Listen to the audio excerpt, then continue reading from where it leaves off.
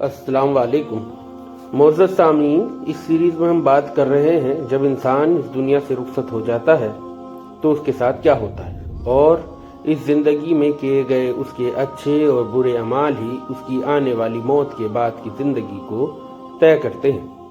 یہ سیریز مرنے کے بعد کیا ہوگا میں پہلے بھاگ میں ہم بات کر رہے ہیں برزخ یعنی پردے کی زندگی کی، یعنی کہ موت کے ایک دم بعد کیا ہوتا ہے۔ آئیے شروع کرتے ہیں۔ بسم اللہ الرحمن الرحیم۔ حضرت محمد صلی اللہ علیہ وسلم کی حدیثوں کو پڑھنے سے صاف معلوم ہوتا ہے کہ مرنے والے کو دیکھنے میں ہم بھلے ہی مردہ سمجھتے ہیں، لیکن سچ تو یہ ہے کہ وہ زندہ ہوتا ہے۔ یہ دوسری بات ہے کہ اس کی زندگی ہماری زندگی سے بالکل الگ ہوتی ہے۔ پیارے نبی صلی اللہ علیہ وسلم نے فرمایا کہ مردے کی ہڈی توڑنا ایسا ہوتا ہے جیسے زندگی میں اس کی ہڈی توڑی جائے۔ ایک بار پیارے نبی صلی اللہ علیہ وسلم نے حضرت عمرو بن حزم رضی اللہ تعالیٰ عنہ کو ایک قبر سے تکیہ لگائے ہوئے بیٹھے دیکھا تو فرمایا کہ اس قبر والے کو تکلیف نہ دو۔ جب انسان مر جاتا ہے تو اس دنیا سے نکل کر برزخ کی دنیا میں چلا جاتا ہے، یعنی ابھی اسے قبر میں بھی نہ رکھا جائے یا آگ میں بھی نہ جلایا جائے، اس میں سمجھ ہوتی ہے۔ اللہ کے رسول صلی اللہ علیہ وسلم نے فرمایا کہ جب مردہ چارپائی وغیرہ پر رکھ دیا جاتا ہے اور اس کے پاس قبرستان لے جانے کے لیے لوگ اسے اٹھاتے ہیں تو اگر وہ نیک تھا تو کہتا ہے کہ مجھے جلد لے چلو، اور اگر وہ نیک نہ تھا تو گھر والوں سے کہتا ہے کہ ہائے میری بربادی، مجھے وہاں لے جاتے ہو۔ پھر فرمایا کہ انسان کے سوا ہر چیز اس کی آواز سنتی ہے، اگر انسان اس کی آواز سن لے تو ضرور بے ہوش ہو جائے۔ موت کے بعد سے قیامت قائم ہونے تک ہر آدمی پر جو زمانہ گزرتا ہے اس کو برزخ کہا جاتا ہے۔ برزخ کا مطلب ہوتا ہے پردہ یا آڑ۔ چونکہ یہ زمانہ دنیا اور آخرت کے درمیان کا ایک آڑ ہوتا ہے، اس لیے اسے برزخ کہتے ہیں۔ چونکہ آپ انسان اپنے مردوں کو دفن کیا کرتے ہیں، اس لیے حدیثوں میں برزخ کو عذاب یا عذاب کے بارے میں قبری کے لفظ آتے ہیں۔ اس کا یہ مطلب نہیں کہ جن لوگوں کو آگ میں جلا دیا جاتا ہے یا پانی میں بہا دیے جاتے ہیں وہ برزخ کی زندگی میں نہیں رہتے۔ سچ تو یہ ہے کہ عذاب و ثواب کا تعلق روح سے ہے، اور یہ بات بھی یاد رہے کہ اللہ تعالیٰ جلے ہوئے ذروں کو بھی جمع کر کے عذاب و ثواب دینے کی طاقت رکھتا ہے۔ حدیث شریف میں آیا ہے کہ پہلے زمانے میں ایک آدمی نے بہت زیادہ گناہ کیا۔ جب وہ مرنے لگا تو اس نے اپنے بیٹے کو وصیت کی، جب میں مر جاؤں تو مجھے جلا دینا اور میری راکھ کو آدھی دھرتی میں بکھیر دینا اور آدھی سمندر میں بہا دینا۔ یہ وصیت کر کے اس نے کہا کہ اگر خدا مجھ پر قادر ہو گیا اور اس نے اس کے باوجود بھی مجھے زندہ کر لیا تو مجھے ضرور ہی زبردست عذاب دے گا، جو میرے علاوہ ساری دنیا میں اور کسی کو نہ دے گا۔ جب وہ مر گیا تو اس کے بیٹے نے ایسا ہی کیا جیسا کہ اس نے وصیت کی تھی۔ پھر اللہ تعالیٰ نے سمندر کو حکم دیا کہ اس آدمی کے جسم کے سارے ذروں کو جمع کر دو۔ سمندر نے اپنے اندر سے سارے ذروں کو جمع کر دیا، اور اسی طرح زمین کو بھی حکم دیا، اس نے بھی اس آدمی کے جسم کے سارے ذروں کو جمع کر دیا۔ سارے ذرے جمع فرما کر اللہ تعالیٰ نے اسے زندہ فرما دیا۔ پھر اس سے فرمایا کہ تو نے ایسی وصیت کیوں کی؟ اس نے عرض کیا، اے مجھے پالنے والے، تیرے ڈر سے میں نے ایسا کیا، اور آپ خوب جانتے ہیں۔ اس پر اللہ تعالیٰ نے اسے بخش دیا۔ حدیث شریف کی روایتوں سے یہ بھی معلوم ہوتا ہے کہ مومین بندے برزخ میں ایک دوسرے سے ملاقات بھی کرتے ہیں، اور اس دنیا سے جانے والوں سے یہ بھی پوچھتے ہیں کہ فلاں کا کیا حال ہے اور کس حال میں ہیں۔ حضرت سعید بن زبیر رحمۃ اللہ فرماتے ہیں کہ جب مرنے والا مر جاتا ہے تو برزخ میں اس کی اولاد اس کا اس طرح سواگت کرتی ہے جیسے دنیا میں کسی باہر سے آنے والے کا سواگت کیا جاتا ہے۔ حضرت ثابت بنانی رحمۃ اللہ علیہ فرماتے تھے کہ جب مرنے والا مر جاتا ہے تو برزخ کی دنیا میں اس کے رشتہ دار ناطے دار جو پہلے مر چکے ہیں اسے گھیر لیتے ہیں، اور وہ آپس میں مل کر اس خوشی سے بھی زیادہ خوش ہوتے ہیں جو دنیا میں کسی باہر سے آنے والے سے مل کر ہوتی ہے۔ حضرت قیس بن قبیصہ رضی اللہ تعالیٰ عنہ فرماتے ہیں کہ اللہ کے رسول صلی اللہ علیہ وسلم نے فرمایا، جو آدمی ایمان والا نہیں ہوتا اسے مردوں سے بات چیت کرنے کی اجازت نہیں دی جاتی، کسی نے عرض کیا اے اللہ کے رسول کیا مردے بات چیت بھی کرتے ہیں؟ فرمایا ہاں ایک اور دوسرے سے ملاقات بھی کرتے ہیں۔ حضرت عائشہ رضی اللہ تعالیٰ عنہ فرماتی ہیں کہ اللہ کے رسول صلی اللہ علیہ وسلم نے فرمایا کہ جو آدمی اپنے مسلمان بھائی کی قبر کی زیارت کرتا ہے اور اس کے پاس بیٹھتا ہے تو وہ قبر والا اس کے سلام کا جواب دیتا ہے، اس سے مانوس ہوتا ہے، یہاں تک کہ زیارت کرنے والا اٹھ کر چلا جاتا ہے۔ حضرت ام بشر رضی اللہ تعالیٰ عنہ فرماتی ہیں کہ اللہ کے رسول صلی اللہ علیہ وسلم سے میں نے عرض کیا کہ اللہ کے رسول کیا مردے آپس میں ایک دوسرے کو پہچانتے ہیں؟ آپ نے فرمایا تیرا بھلا ہو، روح مطمئن جنت میں ہر پرندے کی شکل میں ہوتی ہے۔ اب تو خود سمجھ لے کہ پرندے اگر آپس میں ایک دوسرے کو پہچانتے ہیں تو روحیں بھی آپس میں ایک دوسرے کو پہچانتی ہیں۔ حضرت ابو سعید خدری رضی اللہ تعالیٰ عنہ روایت کرتے ہیں کہ اللہ کے رسول صلی اللہ علیہ وسلم نے فرمایا کہ جو آدمی قرآن مجید پڑھنا شروع کرے اور پورا کیے بنا ہی مر جائے تو قبر میں ایک فرشتہ اسے قرآن شریف پڑھاتا ہے، چنانچہ وہ اللہ سے اس حال میں ملاقات کرے گا کہ اسے پورا قرآن مجید یاد ہوگا۔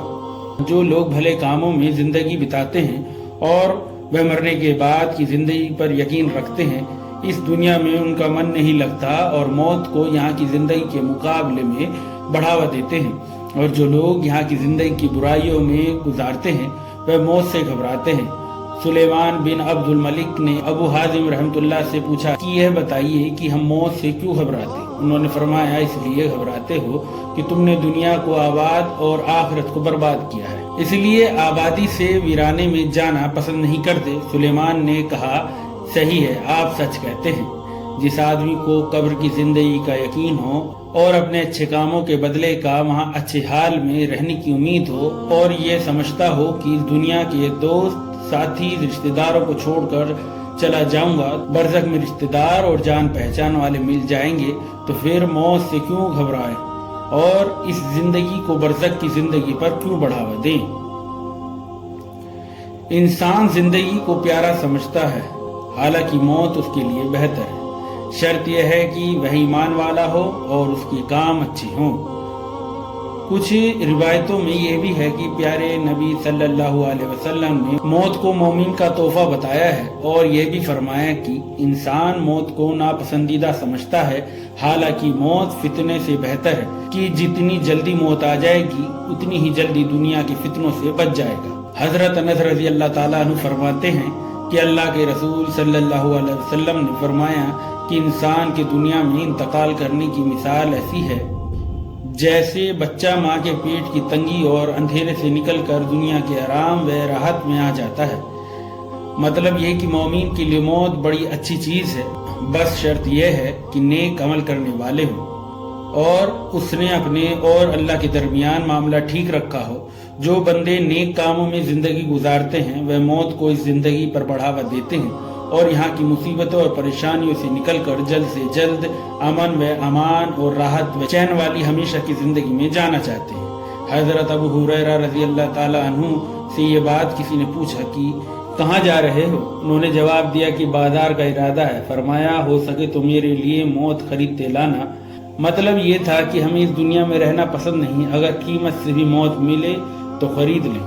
حضرت خالد بن معدان رضی اللہ تعالیٰ فرماتے تھے کہ اگر کوئی آدمی یہ کہے کہ جو آدمی سب سے پہلے فلاں چیز چھو لے تو وہ اسی وقت مر جائے گا، تو مجھ سے پہلے کوئی بھی اس چیز کو نہیں چھو سکتا۔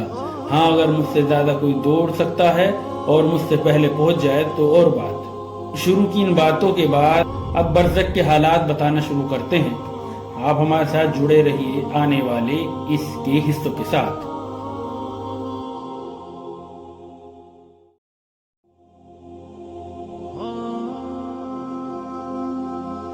حضرت برا بن عازب رضی اللہ تعالیٰ عنہ روایت فرماتے ہیں کہ ایک دن ہم اللہ کے رسول صلی اللہ علیہ وسلم کے ساتھ ایک انصاری کے جنازے میں قبرستان گئے۔ جب قبر تک پہنچے تو دیکھا کہ ابھی قبر نہیں بنائی جا سکی ہے، اس وجہ سے نبی کریم صلی اللہ علیہ وسلم بیٹھ گئے اور ہم بھی آپ کے آس پاس ادب کے ساتھ اس طرح بیٹھ گئے جیسے ہمارے سروں پر پرندے بیٹھے ہیں۔ اللہ کے رسول صلی اللہ علیہ وسلم کے مبارک ہاتھ میں ایک لکڑی تھی جس سے زمین کرید رہے تھے، جیسے کوئی دکھی آدمی کیا کرتا ہے۔ آپ نے مبارک سر اٹھا کر فرمایا کہ قبر کے عذاب سے پناہ مانگو۔ 2 یا 3 بار یہی فرمایا۔ پھر فرمایا کہ بے شک جب مومن بندہ دنیا سے جانے اور آخرت کا رخ کرنے کو ہوتا ہے تو اس کی طرف آسمان سے فرشتے آتے ہیں، جن کے سفید چہرے سورج کی طرح روشن ہوتے ہیں، ان کے ساتھ جنتی کفن ہوتا ہے اور جنت کی خوشبو ہوتی ہے۔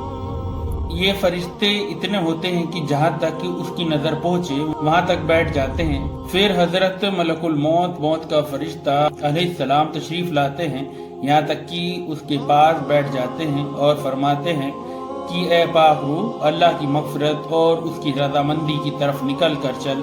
چنانچہ اس کی روح اس طرح آسانی سے نکل آتی ہے جیسے مشکدہ یعنی کہ چھوٹی مشک میں سے پانی کا قطرہ بہتا ہوا باہر آ جاتا ہے، تو اسے حضرت ملک الموت علیہ السلام لے لیتے ہیں۔ ان کے ہاتھ میں لیتے ہی دوسرے فرشتے جو دور تک بیٹھے ہوتے ہیں پل بھر بھی ان کے ہاتھ میں نہیں چھوڑتے، یہاں تک کہ اسے لے کر اسی کفن اور خوشبو میں رکھ کر آسمان کی طرف چل دیتے ہیں۔ اس خوشبو کے بارے میں ارشاد فرمایا کہ زمین پر جو کبھی اچھی سے اچھی خوشبو مشکی پائی گئی ہے اس جیسی وہ خوشبو ہوتی ہے۔ پھر فرمایا کہ اس روح کو لے کر فرشتے آسمان کی طرف چڑھنے لگتے ہیں، اور فرشتوں کی جس ٹولی پر بھی ان کا گزر ہوتا ہے وہ کہتے ہیں کہ یہ کون پاک روح ہے؟ وہ اس کا اچھے سے اچھا نام لے کر جواب دیتے ہیں، جس سے دنیا میں بلایا جاتا تھا، اور فلاں کا بیٹا فلاں ہے۔ اسی طرح پہلے آسمان تک پہنچتے ہیں اور آسمان کا دروازہ کھولتے ہیں، چنانچہ دروازہ کھول دیا جاتا ہے اور وہ اس روح کو لے کر اوپر چلے جاتے ہیں، یہاں تک کہ 7ویں آسمان پر پہنچ جاتے ہیں۔ ہر آسمان کے قریبی فرشتے دوسرے آسمان تک اسے ودا کرتے ہیں۔ جب 7ویں آسمان تک پہنچ جاتے ہیں تو اللہ تعالیٰ فرماتے ہیں، میرے بندے کو علین کی کتاب نیکوں کے دفتر میں رکھ دو اور اسے زمین پر واپس لے جاؤ، کیونکہ میں نے انسان کو زمین ہی سے پیدا کیا اور اسی کو اس میں لوٹا دوں گا اور اسی سے اس کو دوبارہ نکال لوں گا۔ چنانچہ اس کی روح اس کو جسم میں واپس کر دی جاتی ہے۔ اس کے بعد 2 فرشتے اس کے پاس آتے ہیں جو آ کر اسے اٹھاتے اور اس سے سوال کرتے ہیں کہ تیرا رب کون ہے؟ وہ جواب دیتا ہے، میرا رب اللہ ہے۔ پھر اس سے پوچھتے ہیں کہ تیرا دین کیا ہے؟ وہ جواب دیتا ہے، میرا دین اسلام ہے۔ پھر اس سے پوچھتے ہیں کہ یہ کون صاحب ہے جو تمہارے اندر بھیجے گئے؟ وہ کہتا ہے کہ وہ اللہ کے رسول ہیں صلی اللہ علیہ وسلم۔ پھر اس سے دریافت کرتے ہیں کہ تیرا عمل کیا ہے؟ وہ کہتا ہے کہ میں نے اللہ کی کتاب پڑھی تو اس پر ایمان لایا اور اس کی تصدیق کی۔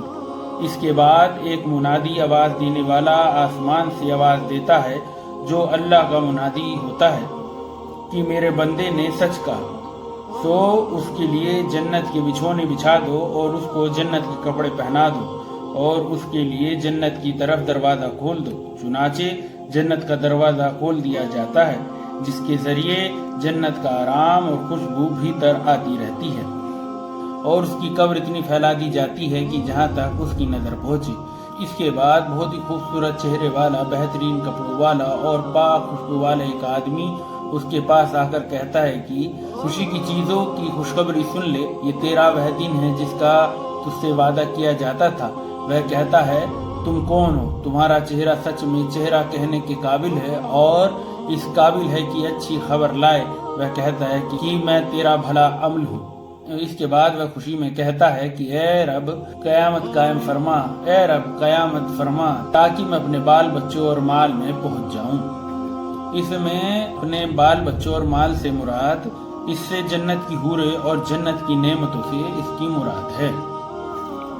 اور بلا شبہ جب کافر بندہ دنیا سے جانے اور آخرت کا رخ کرنے کو ہوتا ہے تو سیاہ چہرے والے فرشتے آسمان سے اس کے پاس آتے ہیں، جس کے ساتھ ٹاٹ ہوتے ہیں اور اس کے پاس اتنی دور تک بیٹھ جاتے ہیں جہاں تک اس کی نظر پہنچتی ہے۔ پھر ملک الموت تشریف لاتے ہیں، یہاں تک کہ اس کے سر کے پاس بیٹھ جاتے ہیں۔ پھر کہتے ہیں کہ اے خبیث جان، اللہ کی ناراضگی کی طرف نکل۔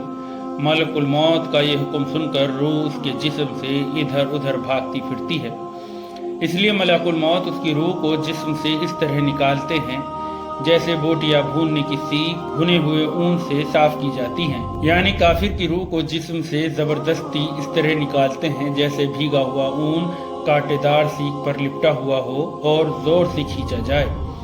پھر اس کی روح کو ملک الموت اپنے ہاتھ میں لے لیتے ہیں اور ان کے ہاتھ میں لیتے ہی دوسرے فرشتے پلک جھپکنے کے برابر بھی ان کے پاس نہیں چھوڑتے، یہاں تک کہ فوراً اسے لے کر اس کو ٹاٹوں میں لپیٹ دیتے ہیں جو ان کے پاس ہوتے ہیں، اور ان ٹاٹوں میں ایسی بدبو آتی ہے جیسے کبھی کسی بہت زیادہ سڑی ہوئی مردہ لاش سے زمین پر بدبو پھوٹی ہو۔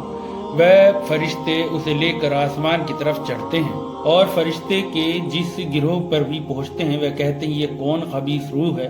وہ اس کا برے سے برا وہ نام لے کر کہتے ہیں جسے وہ دنیا میں بلایا جاتا تھا کہ فلاں کا بیٹا فلاں ہے، یہاں تک کہ وہ اسے لے کر پہلے آسمان تک پہنچتے ہیں اور دروازہ کھلوانا چاہتے ہیں، مگر اس کے لیے دروازہ نہیں کھولا جاتا، جیسا اللہ جلال شانہ نے فرمایا ان کے لیے آسمان کے دروازے نہ کھولے جائیں گے اور نہ وہ کبھی جنت میں داخل ہوں گے جب تک اونٹ سوئی کے ناکے میں نہ نکل جائے، اور اونٹ سوئی کے ناکے میں جا نہیں سکتا، اس لیے وہ کبھی جنت میں نہیں جا سکتے۔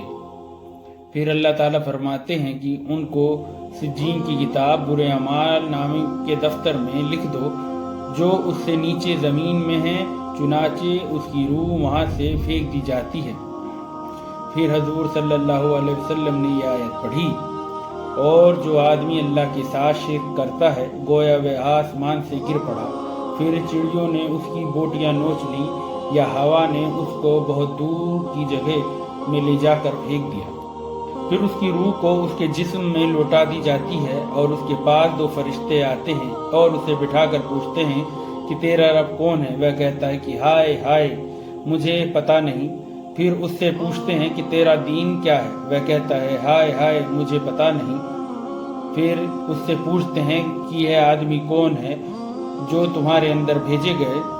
وہ کہتا ہے ہائے ہائے مجھے پتہ نہیں۔ جب یہ سوال و جواب ہو چکتے ہیں تو آسمان سے ایک منادی آواز دیتا ہے کہ ہم نے جھٹ کہا، یعنی اس کو اپنے رب کی خبر ہے، لیکن یہ اس کو مانتا نہ تھا، جس دین پر تھا اسے بھی جانتا ہے اور حضرت محمد صلی اللہ علیہ وسلم کے نبی ہونے کو بھی جانتا ہے، لیکن عذاب سے بچنے کے لیے اپنے کو انجانا ظاہر کر رہا ہے۔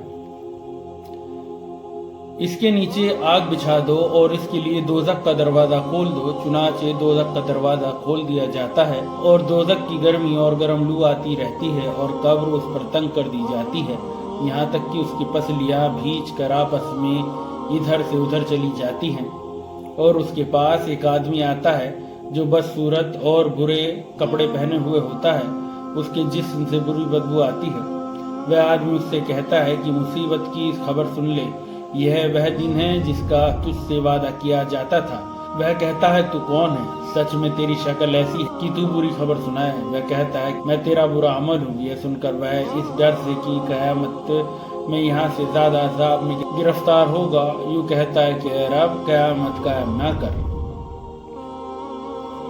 یہ روایت میں ہے کہ جب مومن کی روح نکلتی ہے تو آسمان اور زمین کے بیچ کا ہر فرشتہ اور وہ ہر فرشتے جو آسمان میں ہیں سب کے سب اس پر رحمت بھیجتے ہیں اور اس کے لیے آسمان کے دروازے کھول دیے جاتے ہیں، اور ہر دروازے والے اللہ سے دعا کرتے ہیں کہ اس کی روح کو ہماری طرف لے کر چڑھایا جائے، اور کافر کے بارے میں فرمایا کہ اس کی جان رگوں سمیت نکالی جاتی ہے، اور آسمان و زمین کے بیچ کا ہر فرشتہ اور وہ سب فرشتے جو آسمان میں ہیں سب کے سب اس پر لعنت بھیجتے ہیں، اور اس کے لیے آسمان کے دروازے بند کر دیے جاتے ہیں، اور ہر دروازے والے اللہ سے دعا کرتے ہیں کہ اس کی روح کو ہماری طرف سے لے کر نہ چڑھایا جائے۔ مومن کا قبر میں نماز کا دھیان۔ حضرت جابر رضی اللہ تعالیٰ عنہ فرماتے ہیں کہ اللہ کے رسول صلی اللہ علیہ وسلم نے ارشاد فرمایا کہ جب مومن کو قبر میں داخل کر دیا جاتا ہے تو اس کو ایسا معلوم ہوتا ہے جیسے سورج چھپ رہا ہو، تو جب اس کی روح لوٹائی جاتی ہے تو آنکھیں ملتا ہوا اٹھ کر بیٹھ جاتا ہے اور فرشتوں سے کہتا ہے کہ مجھے چھوڑ دو، میں نماز پڑھتا ہوں۔ ملا علی قاری لکھتے ہیں کہ گویا وہ اس وقت اپنے آپ کو دنیا میں ہی سمجھتا ہے کہ سوال و جواب کو رہنے دو، مجھے فرض ادا کرنے دو، وقت ختم ہوا جا رہا ہے، میری نماز جاتی رہے گی۔ پھر لکھتے ہیں کہ یہ بات وہی کہے گا جو دنیا میں نماز کا پابند تھا اور اس کو ہر وقت نماز کا خیال لگا رہتا تھا۔ اس سے بے نمازیوں کو سبق حاصل کرنا چاہیے اور اپنے حال کا اس سے اندازہ لگائیں اور اس بات کو خوب سوچیں کہ جب اچانک سوال ہوگا تو کیسی پریشانی ہوگی۔ قبر میں مومین کا بے خوف ہونا اور اس کے سامنے جنت پیش ہونا۔ حضرت ابو ہریرہ رضی اللہ تعالی عنہ فرماتے ہیں کہ اللہ کے رسول صلی اللہ علیہ وسلم نے ارشاد فرمایا کہ بے شبہ مردہ اپنی قبر میں پہنچ کر بے خوف اور اطمینان کے ساتھ بیٹھتا ہے، پھر اس سے سوال کیا جاتا ہے کہ تو دنیا میں کس دین پر تھا؟ وہ جواب دیتا ہے کہ میں اسلام میں تھا۔ پھر اس سے سوال ہوتا ہے کہ تیرے عقیدے میں یہ کون ہے جو تمہاری طرف بھیجے گئے؟ وہ جواب دیتا ہے کہ محمد رسول اللہ صلی اللہ علیہ وسلم ہیں جو ہمارے پاس اللہ کے پاس سے کھلے معجزے لے کر آئے، تو ہم نے ان کی تصدیق کی۔ پھر اس سے پوچھا جاتا ہے کہ کیا تو نے اللہ کو دیکھا ہے؟ وہ جواب دیتا ہے کہ دنیا میں کوئی آدمی اللہ کو نہیں دیکھ سکتا، پھر میں کیسے دیکھ لیتا؟ پھر اس کے سامنے دوزخ کی طرف ایک روشن دان کھولا جاتا ہے جس کے ذریعے وہ دوزخ کو دیکھتا ہے کہ آگ کے انگارے آپس میں ایک دوسرے کو کھائے جاتے ہیں۔ جب وہ دوزخ کا منظر دیکھ لیتا ہے تو اس سے کہتے ہیں کہ دیکھ اللہ نے تجھے کس مصیبت سے بچایا۔ پھر اس کے سامنے جنت کی طرف ایک روشن دان کھولا جاتا ہے جس کے ذریعے وہ جنت کی رونق اور جنت کی دوسری چیزیں دیکھ لیتا ہے۔ پھر اس سے کہا جاتا ہے کہ یہ جنت تیرا ٹھکانہ ہے، تو یقین ہی پر زندہ رہا اور یقین ہی پر تجھے موت آئی اور یقین ہی پر تو قیامت کے دن قبر سے اٹھے گا انشاءاللہ تعالی اگر اللہ نے چاہا۔ پھر فرمائے کہ نافرمان آدمی ڈرا اور گھبرایا ہوا اپنی قبر میں بیٹھتا ہے۔ پھر فرمایا کہ نافرمان آدمی ڈرا اور گھبرایا ہوا اپنی قبر میں بیٹھتا ہے۔ اس سے سوال ہوتا ہے کہ تو دنیا میں کس دین پر تھا؟ وہ جواب دیتا ہے کہ مجھے پتہ نہیں۔ پھر اس سے حضور صلی اللہ علیہ وسلم کے بارے میں سوال ہوتا ہے کہ تیرے عقیدے میں یہ کون ہے؟ وہ کہتا ہے کہ اس بارے میں نے وہی کہا جو اور لوگوں نے کہا۔ پھر اس کے سامنے جنت کی طرف ایک روشن دان کھولا جاتا ہے جس کے ذریعے وہ اس کی رونق اور اس کے اندر کی دوسری چیزیں دیکھ لیتا ہے۔ پھر اس سے کہا جاتا ہے کہ دیکھ تو نے خدا کی نافرمانی کی، خدا نے تجھے کسی نعمت سے محروم کر دیا۔ پھر اس کے سامنے دوزخ کی طرف ایک روشن دان کھولا جاتا ہے جس کے ذریعے وہ دوزخ کو دیکھ لیتا ہے کہ آگ کے انگارے ایک دوسرے کو کھائے جاتے ہیں۔ پھر اس سے کہا جاتا ہے کہ یہ تیرا ٹھکانہ ہے، تو شک ہی پر زندہ رہا اور شک ہی پر تجھے موت آئی اور اگر اللہ نے چاہا تو قیامت کو بھی اسی شک پر اٹھے گا۔ مومین سے فرشتوں کا کہنا کہ دلہن کی طرح سو جا اور منافق و کافر کو زمین کا بھیجنا۔ حضرت ابو ہریرہ رضی اللہ تعالیٰ عنہ فرماتے ہیں کہ اللہ کے رسول صلی اللہ علیہ وسلم نے ارشاد فرمایا کہ جب میت کو قبر میں رکھ دیا جاتا ہے تو اس کے پاس دو فرشتے آتے ہیں جن کا رنگ سیاہ اور آنکھیں نیلی ہوتی ہیں، جن میں سے ایک کو منکر دوسرے کو نکیر کہا جاتا ہے۔ وہ دونوں ان سے پوچھتے ہیں کہ تو کیا کہتا ہے ان صاحب کے بارے میں جو تمہاری طرف بھیجے گئے؟ وہ اگر مومین ہے تو جواب دیتا ہے کہ وہ اللہ کے بندے اور اس کے رسول ہیں۔ میں گواہی دیتا ہوں کہ اللہ کے سوا کوئی معبود نہیں جس کی عبادت کی جائے، اور بے شبہ محمد صلی اللہ علیہ وسلم اللہ کے بندے اور اس کے رسول ہیں۔ یہ سن کر وہ دونوں کہتے ہیں کہ ہم تو جانتے تھے کہ تو ایسا ہی جواب دے گا۔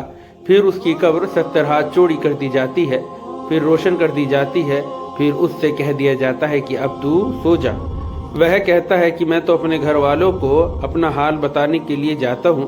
وہ کہتے ہیں کہ یہاں آ کر جانے کا قانون نہیں ہے، تو سو جا جیسا کہ دلہن سو جاتی ہے جسے اس کے شوہر کے سوا کوئی نہیں اٹھا سکتا۔ چنانچہ وہ آرام سے قبر میں رہتا ہے یہاں تک کہ اللہ اسے قیامت کے دن اس جگہ سے اٹھائے گا، اور اگر مرنے والا منافق یا کافر ہوتا ہے تو وہ منکر نکیر کو جواب دیتا ہے کہ میں نے جو لوگوں کو کہتے سنا وہی کہا، اس سے زیادہ میں نہیں جانتا۔ وہ دونوں کہتے کہ ہم تو خوب جانتے تھے کہ تو ایسا ہی جواب دے گا۔ پھر زمین سے کہا جاتا ہے کہ اس کو بھیج دے، چنانچہ زمین اس کو بھیج دیتی ہے، جس سے اس کی پسلیاں ادھر کی ادھر چلی جاتی ہیں۔ پھر وہ قبر کے اندر عذاب میں رہتا ہے، یہاں تک کہ قیامت کو خدا ہی اسے وہاں سے اٹھائے گا۔ ان حدیثوں سے معلوم ہوا کہ ایمان والے برزخ کی دنیا میں اطمینان سے ہوں گے اور ان کے ہوش و حواس صحیح ہوں گے، یہاں تک کہ ان کو نماز کا دھیان ہوگا اور فرشتوں کے سوال کا جواب دینے میں بے خوف ہوں گے، اور جب اپنا اچھا حال دیکھ لیں گے تو گھر والوں کو خوشخبری دینے کے لیے فرشتوں سے کہیں گے کہ میں ابھی نہیں سوتا، گھر والوں کو خبر کرنے جاتا ہوں، اور بہت زیادہ خوشی میں اپنا بھلا انجام میں دیکھ کر فوراً ہی قیامت قائم ہونے کا سوال کریں گے، تاکہ جلد سے جلد جنت پہنچے۔ جس پر اللہ کا کرم ہو اس کے ہوش و حواس باقی رہتے ہیں اور اس سے اللہ جلال شانہ صحیح جواب دلواتے ہیں، جیسا کہ سورہ ابراہیم میں فرمایا، ایمان والوں کو اللہ اس پکی بات یعنی کلمہ طیبہ سے دنیا و آخرت میں مضبوط رکھتا ہے۔ حضرت عمر رضی اللہ تعالیٰ عنہ سے اللہ کے رسول صلی اللہ علیہ وسلم نے فرمایا کہ اے عمر، اس وقت تمہارا کیا حال ہوگا جبکہ لوگ تم کو قبر میں رکھ کر اور مٹی ڈال کر چلے جائیں گے، پھر تمہارے پاس قبر میں ممتحن یعنی امتحان لینے والے آئیں گے، جن کی آواز سخت گرج کی طرح ہوگی اور جن کی آنکھیں نظر اچک لینے والی بجلی کی طرح ہوں گی، سو وہ تم کو ہلا ڈالیں گے اور تم سے حاکموں جیسی بات چیت کریں گے، بتاؤ اس وقت تمہارا کیا حل ہوگا؟ حضرت عمر رضی اللہ تعالیٰ عنہ نے عرض کیا، اے اللہ کے رسول، کیا اس وقت ہماری عقل ہمارے ساتھ ہوگی؟ آپ نے ارشاد فرمایا، ہاں، اسی طرح تمہاری عقل تمہارے پاس ہوگی جیسے آج ہے۔ یہ سن کر حضرت عمر رضی اللہ تعالیٰ عنہ نے عرض کیا کہ بس تو میں نبٹ لوں گا۔ برزخ والوں کا مومن سے پوچھنا کہ فلاں کا حال کیا ہے۔ حضرت ابو ہریرہ رضی اللہ تعالیٰ عنہ روایت فرماتے ہیں کہ حضرت رسول خدا صلی اللہ علیہ وسلم نے فرمایا کہ جب فرشتے مومن کی روح کو لے کر ان مومنوں کی روح کے پاس لے جاتے ہیں جو پہلے سے جا چکے ہیں، تو وہ روحیں اس کے پہنچنے پر ایسی خوش ہوتی ہیں کہ اس دنیا میں تم بھی اپنے کسی غائب کے معنی پر اتنا خوش نہیں ہوتے۔ پھر اس سے پوچھتے ہیں کہ فلاں کا کیا حال ہے، فلاں کا کیا حال ہے۔ پھر وہ خود ہی آپس میں کہتے ہیں کہ اچھا ابھی ٹھہرو، پھر پوچھ لینا، چھوڑ دو، ذرا آرام کرنے دو، چونکہ دنیا کے غم میں مبتلا تھا۔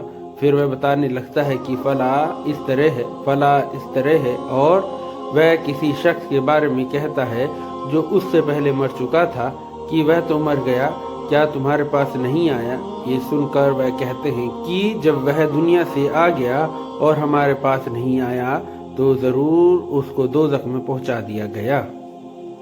قبر کا مومن کو دبانا ایسا ہوتا ہے جیسے ماں بیٹے کا سر دباتی ہے۔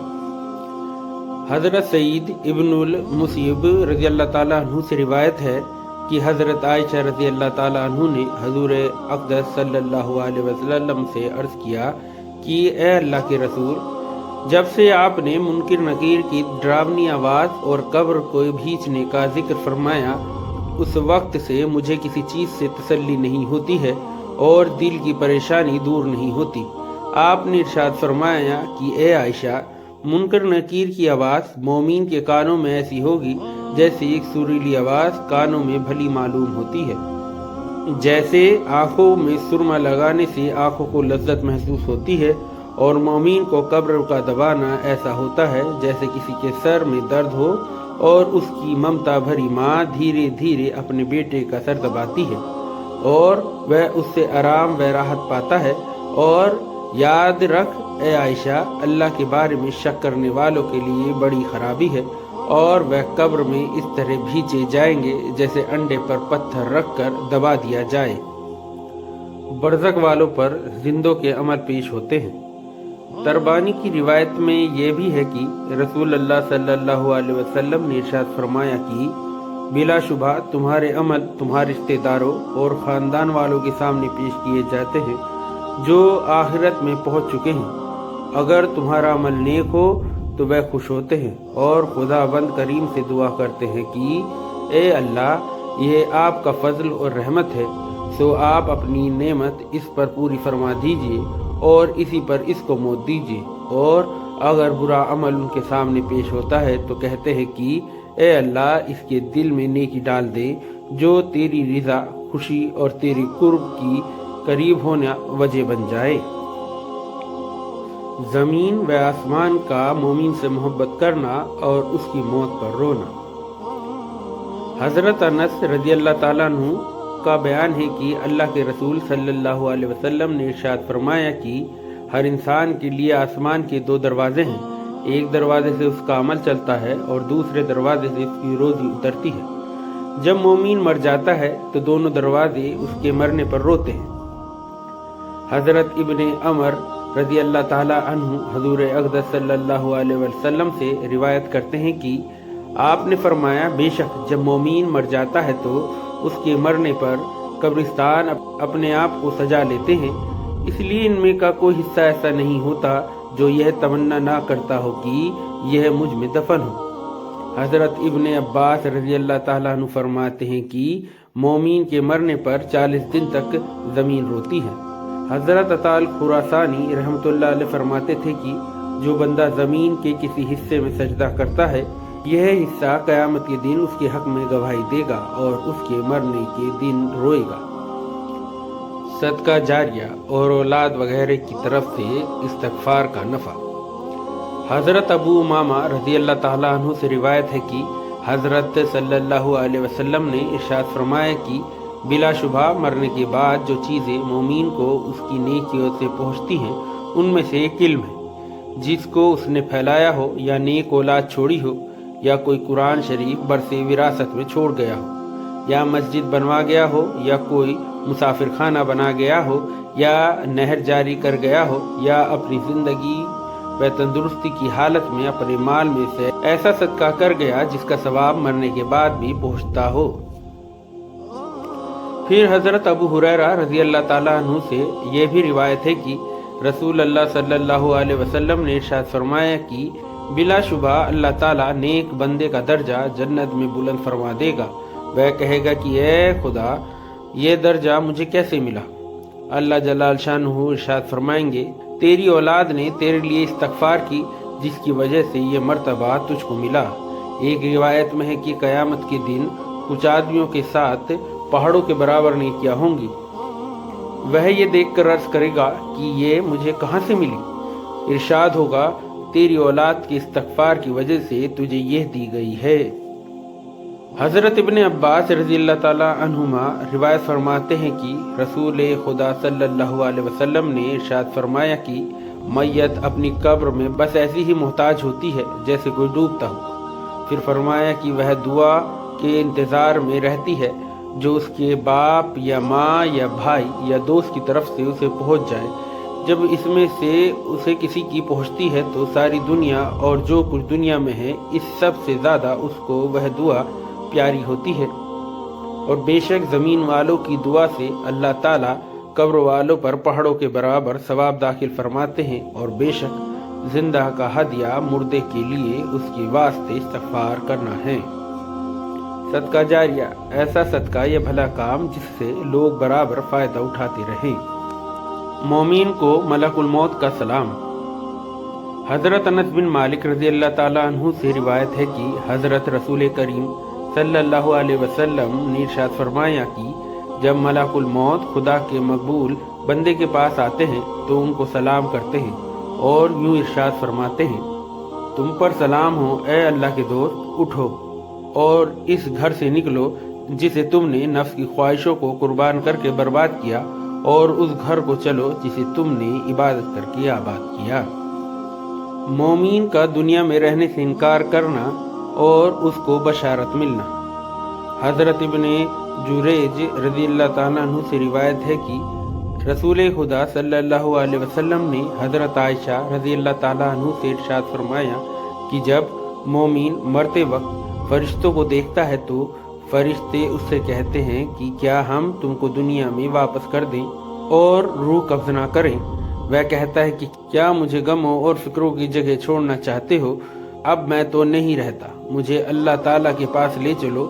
حضرت زید بن اسلم رضی اللہ تعالیٰ عنہ فرماتے ہیں کہ موت کے وقت مومن کے پاس فرشتے آ کر اسے خوشخبری سناتے ہیں اور اس سے کہتے ہیں کہ تم جہاں جا رہے ہو وہاں جانے سے ڈرو نہیں، اس لیے اس کا ڈر جاتا رہتا ہے، اور اس سے یہ بھی کہتے ہیں کہ دنیا اور دنیا والوں سے جدا ہونے پر رنج نہ کرو اور جنت کی خوشخبری لو، اس لیے وہ اس حال میں مرتا ہے کہ اس دنیا میں خدا اس کی آنکھیں ٹھنڈی کر دیتا ہے۔ شہیدوں سے اللہ کا خطاب۔ حضرت مسروق تابعی رحمۃ اللہ علیہ روایت کرتے ہیں کہ ہم نے حضرت عبداللہ بن مسعود رضی اللہ تعالیٰ عنہ سے اس آیت کی تفسیر پوچھی، اور جو لوگ اللہ کی راہ میں قتل کر دیے گئے ان کو مردہ مت سمجھو بلکہ زندہ ہے، اپنے رب کے قریبی لوگ ہیں، ان کو روزی ملتی ہے۔ تو حضرت عبداللہ بن مسعود رضی اللہ تعالیٰ عنہ نے فرمایا کہ ہم اس کی تفسیر رسول خدا صلی اللہ تعالیٰ علیہ وسلم سے معلوم کر چکے ہیں۔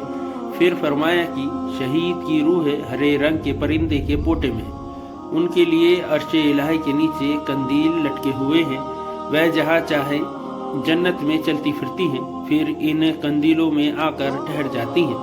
اللہ تعالیٰ نے ان سے فرمایا کہ تم کچھ چاہتے ہو؟ انہوں نے عرض کیا کہ ہم کیا چاہیں، حالانکہ جہاں چاہتے ہیں جنت میں چلتے پھرتے ہیں۔ چنانچہ 3 بار خدا نے ان سے یہی سوال و جواب فرمایا۔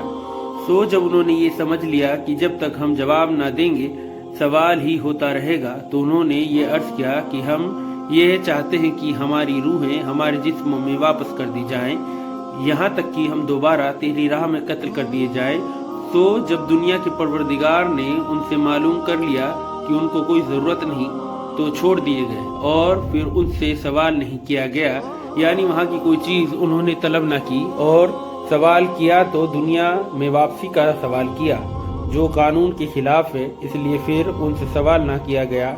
روحوں کا ہر پرندوں کے پوٹے میں ہونا شہید کے ساتھ خاص نہیں ہے، بلکہ دوسرے مومنوں کی روحیں بھی ان پرندوں کے پوٹے میں جنت کی سیر کرتی ہیں، جیسا کہ حضرت کعب بن مالک رضی اللہ تعالیٰ عنہ سے روایت میں ہے کہ رسول اللہ صلی اللہ علیہ وسلم نے ارشاد فرمایا کہ بلا شبہ ایمان والوں کی روحیں ہر پرندوں کے اندر ہوتی ہیں جو جنت کے پیڑوں سے کھاتی پیتی ہیں۔ ملا علی قاری رحمۃ اللہ علیہ مرزات شرح مشکات میں لکھتے ہیں کہ ایک حدیث میں ہے کہ بلا شبہ ایمان والوں کی روحیں پرندوں کے پوٹوں میں جنت میں پھل کھاتی ہیں، پانی پیتی پھرتی ہیں اور عرش کے نیچے سونے کے قندیلوں میں آرام کرتی ہیں۔ شہادت کی تکلیف چوٹی کے کاٹنے کے برابر ہوتی ہے۔ شہادت کی تکلیف چوٹی کے کاٹنے کے برابر ہوتی ہے۔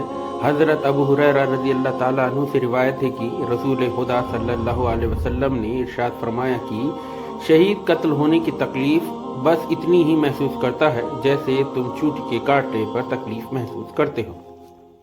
قبر کے عذاب کی تفصیلات۔ اہل سنت والجماعت کے عقیدے میں قبر کا عذاب حق ہے۔ جس طرح صالح نیک بھلے ایمان والوں کی قبر میں آرام ملتا ہے اور خوشی کے ساتھ قیامت تک رہنا ہوتا ہے، اسی طرح کافروں اور بدکاروں کو قبر میں عذاب ہوتا ہے۔ بہت سی حدیثوں سے یہ باتیں ثابت ہوتی ہیں۔ حضرت عائشہ رضی اللہ تعالیٰ عنہ کے پاس ایک یہودی عورت آئی، اس نے ان کے سامنے قبر کے عذاب کا ذکر کیا اور کہا، یعنی تمہیں اللہ قبر کے عذاب سے پناہ میں رکھے۔ حضرت عائشہ رضی اللہ تعالیٰ عنہ نے حضرت صلی اللہ علیہ وسلم سے اس کے بارے میں سوال کیا تو آپ نے فرمایا، ہاں قبر کا عذاب حق ہے۔ حضرت عائشہ رضی اللہ تعالیٰ عنہ فرماتی ہیں کہ اس کے بعد حضرت رسول کریم صلی اللہ علیہ وسلم نے جب بھی نماز پڑھی قبر کے عذاب سے ضرور اللہ کی پناہ مانگی۔ حضرت عثمان غنی رضی اللہ تعالیٰ عنہ جب کسی قبر کے پاس کھڑے ہوتے تو اتنا روتے کہ مبارک داڑھی تر ہو جاتی تھی۔ سوال کیا گیا کہ آپ جنت و دوزخ کا ذکر کر کے نہیں روتے اور قبر کو دیکھ کر اتنا روتے ہیں؟ حضرت عثمان رضی اللہ تعالیٰ عنہ نے جواب دیا کہ رسول اللہ صلی اللہ علیہ وسلم نے فرمایا کہ بے شک قبر آخرت کی منزلوں میں سے پہلی منزل ہے، سو اگر اس سے نجات پائی تو اس کے بعد کی منزلیں اس سے زیادہ آسان ہیں، اور اگر اس سے نجات نہ پائی تو اس کے بعد کی منزلیں اس سے زیادہ سخت ہیں۔ قبر میں عذاب دینے والے ازد ہیں۔ حضرت ابو سعید خدری رضی اللہ تعالیٰ عنہ روایت فرماتے ہیں کہ رسول اللہ صلی اللہ علیہ وسلم نے ارشاد فرمایا کہ قبر میں کافر پر 99 اژدہے مقرر کر دیے جاتے ہیں جو قیامت تک اسے ڈستے رہتے ہیں۔ ان کے زہر کا یہ حال ہے کہ اگر ان میں سے ایک بھی زمین پر پھنکار مار دے تو زمین بالکل سبزی نہ اگائے، یعنی ان کے زہر کا یہ اثر ہے کہ ان میں سے ایک اژدہا اگر ایک بار زمین کی طرف پھنکار مار دے تو اس کے زہر کے اثر سے زمین میں گھاس کا ایک تنکا بھی اگنے کے قابل نہ رہے۔ آج کل کے لڑائی کے سامان جیسے ایٹم بم وغیرہ دیکھ کر نبی صلی اللہ علیہ وسلم کے اس ارشاد کے سمجھنے میں ذرا بھی جھجک محسوس کرنے کی گنجائش نہیں رہتی ہے۔ قبر میں عذاب کی وجہ سے میت کا چیخنا اور لوہے کے گرجوں سے اس کا مارا جانا۔ حضرت برا بن عازب رضی اللہ تعالیٰ عنہ کی ایک روایت میں ہے کہ اللہ کے رسول صلی اللہ تعالیٰ علیہ وسلم نے ارشاد فرمایا کہ جب کافر جواب دیتا ہے کہ ہائے ہائے مجھے پتا نہیں، تو آسمان سے منادی آواز دیتا ہے کہ اس نے جھوٹ کہا، اس کے نیچے آگ بچھا دو اور اسے آگ کا پہناوا پہنا دو اور اس کے لیے دوزخ کا ایک دروازہ کھول دو۔ چنانچہ دروازہ کھول دیا جاتا ہے جس سے دوزخ کی گرمی اور سخت گرم لو آتی رہتی ہے اور اس کی قبر تنگ کر دی جاتی ہے، یہاں تک کہ اس کی پسلیاں ادھر سے ادھر جاتی ہیں۔ پھر اس کے عذاب دینے کے لیے ایک عذاب دینے والا مقرر کر دیا جاتا ہے جو اندھا اور بہرا ہوتا ہے۔ اس کے پاس لوہے کا گرج ہوتا ہے جس کی حقیقت یہ ہے کہ اگر وہ پہاڑ پر مار دیا جائے تو پہاڑ ضرور مٹی ہو جائے۔ پھر ارشاد فرمایا کہ جب گرج کو ایک بار مارتا ہے تو اس کی آواز کو انسان اور جنات کے علاوہ پورب پشچم کے درمیان کی ساری مخلوق سنتی ہے۔ ایک بار مرنے سے وہ مٹی ہو جاتا ہے، پھر روح لوٹا دی جاتی ہے۔ بخاری اور مسلم کی ایک روایت میں ہے کہ اس گرج کے مارے جانے سے وہ اس زور سے چیختا ہے کہ انسان اور جنات کے سوا اس کے قریب کی ہر چیز اس کی چیخ و پکار سنتی ہے۔ سوال یہاں یہ بات معلوم کرنے کی ہے کہ انسانوں اور جنوں کو میت کے مارنے اور اس کے چیخنے کی آواز کیوں نہیں سنائی جاتی؟ تو اس کا جواب یہ ہے کہ انسانوں اور جنوں کو برزخ کی دنیا سے واسطہ پڑتا ہے۔ اگر ان کو قبر کا عذاب دکھا دیا جائے یا کانوں سے وہاں کی مصیبت کے مارے ہوئے کی چیخ و پکار کی آواز سنا دی جائے تو ایمان لے آئیں اور نیک عمل کرنے لگیں، حالانکہ خدا کے یہاں غیب پر ایمان معتبر ہے، جس پر بھروسہ کیا جائے کہ صرف رسول اللہ صلی اللہ علیہ وسلم کی بات سن کر مان لیں اور سمجھ میں آئے یا نہ آئے، بہرحال آپ کی بات صحیح مانی، اسی کو ایمان فرمایا گیا ہے۔ بلا شبہ جو لوگ اپنے رب سے بن دیکھے ڈرتے ہیں اس کے لیے مغفرت اور بڑا اجر ہے۔ اگر دوزخ و جنت اور برزخ کے حالات آنکھوں سے دکھا دیے جائیں تو پھر غیب پر ایمان نہ رہے اور سب مان لیں اور مومین ہو جائیں، مگر خدا کے یہاں آنکھوں سے دیکھے ہوئے پر ایمان لانا معتبر نہیں ہے۔ اسی وجہ سے مرتے وقت ایمان لانے کا اعتبار نہیں ہے، کیونکہ اس وقت عذاب کے فرشتے نظر آ جاتے ہیں، سو ان کو ان کا ایمان لانا فائدہ مند نہ ہوا، جبکہ انہوں نے ہمارا عذاب دیکھ لیا۔ جب قیامت کو اٹھ کھڑے ہوں گے اور پھر جنت دوزخ آنکھ سے دیکھ لیں گے تو سب ہی ایمان لے آئیں گے اور رسولوں کی باتوں کی تصدیق کر لیں گے، مگر اس وقت کا ایمان اور تصدیق معتبر نہیں ہے۔ انسانوں کو قبر کے عذاب کے نہ دکھانے اور اس کی آواز نہ سنانے میں یہ مصلحت بھی معلوم ہوتی ہے کہ انسان اس کی برداشت نہیں کر سکتے۔ اگر قبر کے عذاب کا حال آنکھوں سے دیکھ لیں یا کانوں سے سن لیں تو بے ہوش ہو جائیں، جیسا کہ حضرت ابو سعید رضی اللہ تعالیٰ عنہ کی روایت میں ہے کہ رسول خدا صلی اللہ علیہ وسلم نے ارشاد فرمایا کہ نافرمان کی میت کو جب لوگ اٹھا کر چلتے ہیں تو وہ کہتا ہے کہ ہائے میری بربادی، مجھے کہاں لے جا رہے ہو۔ اس کی اس آواز کو انسان کے سوا ہر چیز سنتی ہے، اور اگر انسان سن لے تو بے ہوش ہو جائے۔ ہاں، اللہ نے اپنے رسول صلی اللہ علیہ وسلم کو برزخ کی چیز نہ صرف بتا دی بلکہ دکھا بھی دی، چونکہ آپ میں انہیں برداشت کرنے کی طاقت موجود تھی، یہاں تک کہ دوزخ کے منظر کو دیکھ کر بھی آپ کے ہنسنے بولنے اور صحابہ رضی اللہ تعالیٰ عنہ کے ساتھ اٹھنے بیٹھنے اور کھانے پینے میں فرق نہیں آتا تھا۔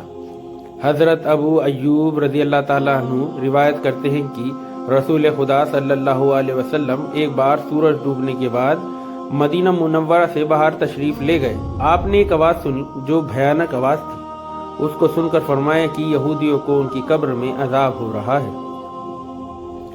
हजरत ज़ैद बिन साबित रज़ी अल्लाह ताला अन्हु फरमाते हैं कि रसूल अल्लाह सल्लल्लाहु अलैहि वसल्लम एक मर्तबा अपने खच्चर पर सवार होकर कबीला बनु नज़ार के एक बाग में तशरीफ ले जा रहे थे और हम भी आपके साथ थे कि अचानक आपका खच्चर बिदक गया और ऐसा बिदका कि करीब था कि आपको गिरा दे। वहीं 5 या 6 कब्र थी। उनके बारे में रसूल अल्लाह सल्लल्लाहु अलैहि वसल्लम ने दरियाफ्त फरमाया कि इन कब्र वालों को कौन पहचानता है। एक शख्स ने अर्ज किया, मैं पहचानता हूँ। आपने उससे पूछा, ये कब मरे थे? उसने कहा कि शिर्क के ज़माने में मरे थे।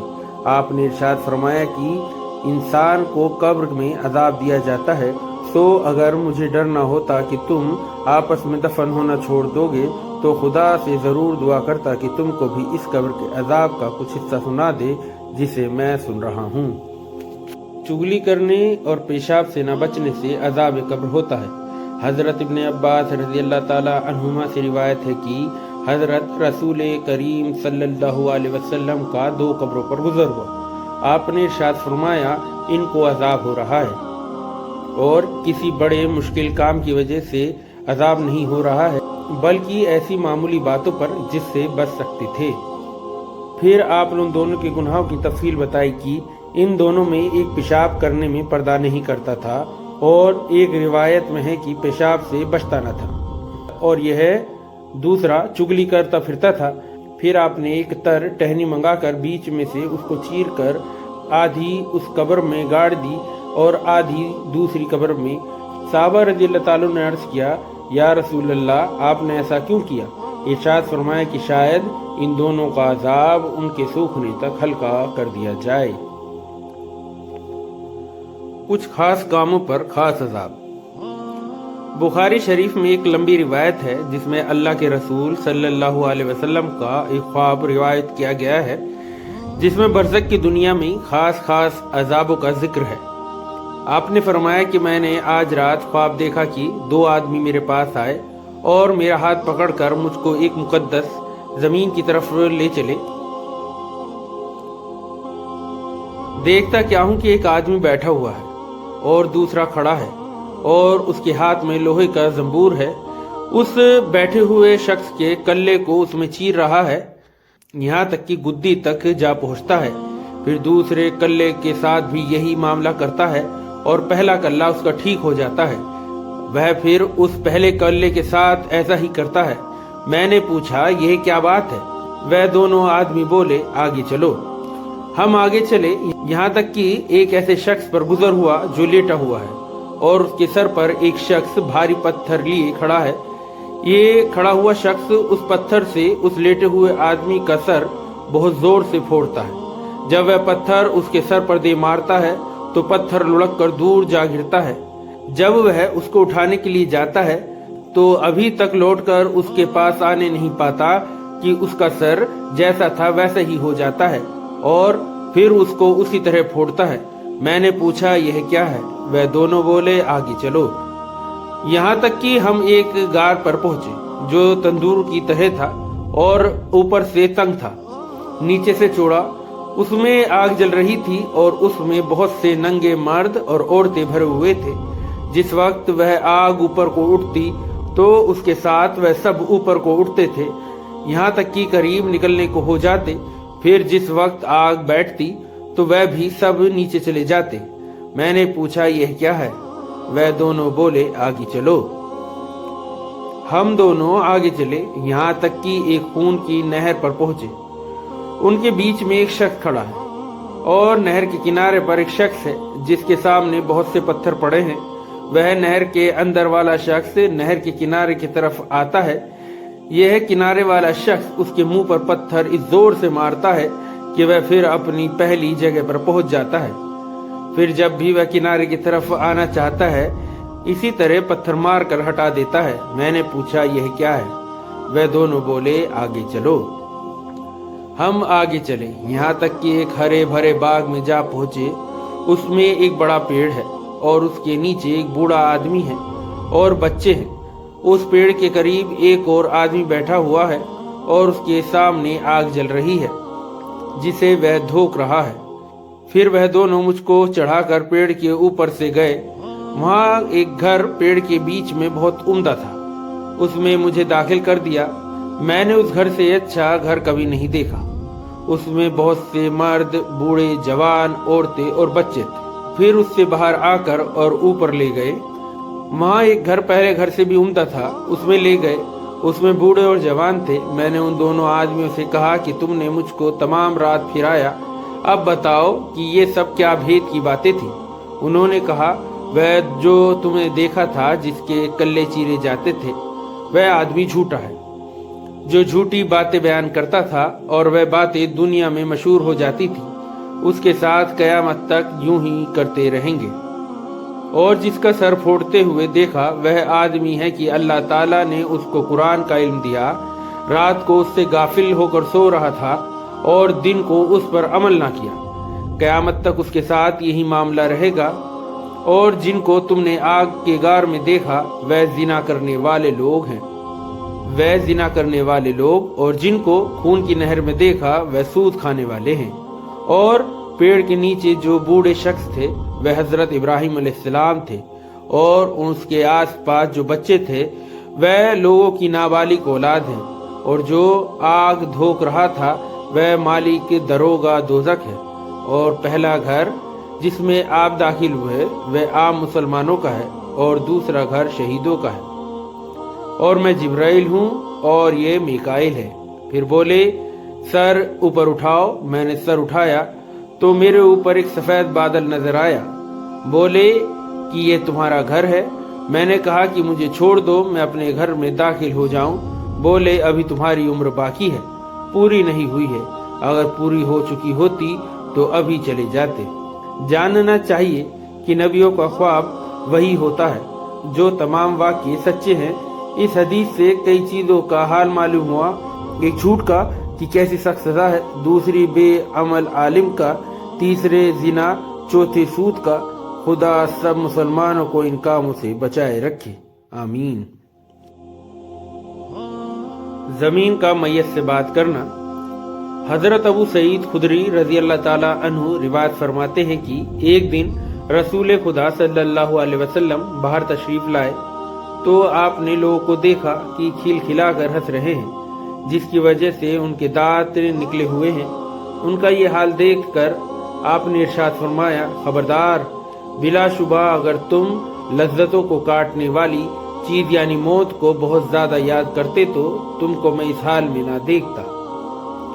इसलिए तुम लज्जतों को काटने वाली चीज यानी मौत को कसरत से याद किया करो, क्योंकि कब्र पर कोई दिन ऐसा नहीं गुजरता जिस दिन वह ये ना कहती हो कि मैं परायेपन का घर हूँ और मैं तन्हाई का घर हूँ और मैं मिट्टी का घर हूँ और मैं कीड़ों का घर हूँ। फिर फरमाया कि जब मोमिन बंदा दफन कर दिया जाता है तो उससे कब्र कहती है कि मुबारक हो, तू अपने ही घर आया। समझ ले, बेशक तू मुझे उन सबसे ज्यादा महबूब था जो मुझ पर चलते हैं। तो जब तू आज मेरे सुपुर्द कर दिया गया है और मेरे पास आ गया है तो अब मेरा सलूक देखेगा कि मैं तेरे साथ क्या अच्छा सलूक करती हूँ। इसके बाद जहाँ तक नजर पहुँचती है वहां तक कब्र फैल जाती है और उसके लिए जन्नत का एक दरवाजा खोल दिया जाता है। और जब फाजिर या काफिर बंदा दफन कर दिया जाता है तो उससे कब्र कहती है कि तेरा आना बुरा आना है और तू बुरी जगह आया। समझ ले कि मुझ पर चलने वालों में तू मुझे सबसे मागलूज यानी नापसंद था। सो अब जब तू मेरे सुपुर्द कर दिया गया है और आज मेरे बस में आ गया है, अब तू देखेगा कि तुझसे क्या मामला करती हूँ। इसके बाद वह उससे इस तरह भीजती है कि उसकी दाएं पसलियां बाएं पसलियों में और बाएं पसलियां दाएं पसलियों में घुस जाती हैं। इसको हजूर अक़दस सल्लल्लाहु अलैहि वसल्लम ने इस तरह जाहिर फरमाया कि आपने मुबारक हाथ की उंगलियां दूसरे हाथ की उंगलियों में दाखिल फरमाई। कब्र के अजाब से बचे रहने वाले। हजरत मोहम्मद सल्लल्लाहु अलैहि वसल्लम ने इरशाद फरमाया कि कसम है उस जात की जिसके कब्जे में मेरी जान है, جب میت کو قبر میں رکھ دیا جاتا ہے تو دفن کرنے کے بعد جب لوگ واپس ہوتے ہیں تو وہ ان کے جوتوں کی آواز سنتا ہے۔ سو اگر وہ مومن ہوتا ہے تو نماز اس کے سرہانے آ جاتی ہے اور روزے اس کے داہنی طرف آ جاتے ہیں اور زکوٰۃ اس کی بائیں طرف آ جاتی ہے اور نفل کام جو کیے تھے جیسے صدقہ، نفل نماز اور لوگوں کے ساتھ جو نیکی اور بھلائی کی وہ اس کے پیروں کی طرف آ جاتی ہے۔ اگر اس کے سرہانے کی طرف سے عذاب آتا ہے تو نماز کہتی ہے کہ میری طرف سے جگہ نہ ملے گی۔ پھر اس کی داہنی طرف سے عذاب آتا ہے تو روزے کہتے ہیں کہ ہماری طرف سے جگہ نہ ملے گی۔ پھر بائیں طرف سے عذاب آتا ہے تو زکوٰۃ کہتی ہے کہ میری طرف سے جگہ نہ ملے گی۔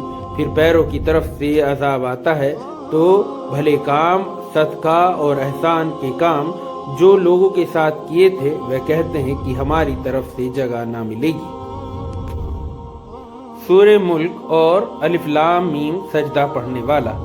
حضرت عبداللہ بن عباس رضی اللہ تعالیٰ عنہ سے روایت ہے کہ پیارے نبی صلی اللہ علیہ وسلم کے ایک صحابی رضی اللہ تعالیٰ عنہ نے ایک قبر پر خیمہ لگایا اور ان کو پتہ نہ تھا کہ یہ قبر ہے۔ خیمے میں بیٹھے بیٹھے اچانک دیکھتے کیا ہے کہ اس میں ایک انسان ہے جو سورہ تبارک الذی بیدہ الملک پڑھ رہا ہے۔ پڑھتے پڑھتے اس نے پوری سور ختم کر دی۔ یہ واقعہ انہوں نے حضرت رسول کریم صلی اللہ علیہ وسلم کی خدمت میں عرض کیا تو آپ نے فرمایا یہ سور عذاب کو روکنے والی ہے اور اس کو اللہ کے عذاب سے بچا رہی ہے۔ حضرت ابو ہریرہ رضی اللہ تعالیٰ عنہ سے روایت ہے کہ رسول اللہ صلی اللہ علیہ وسلم نے فرمایا کہ بلا شبہ قرآن میں ایک سورہ ہے جس کی 30 آیتیں ہیں۔ اس نے ایک شخص کی سفارش کی یہاں تک کہ وہ بخش دیا گیا۔ پھر فرمایا کہ وہ سور تبارک الذی بیدہ الملک ہے۔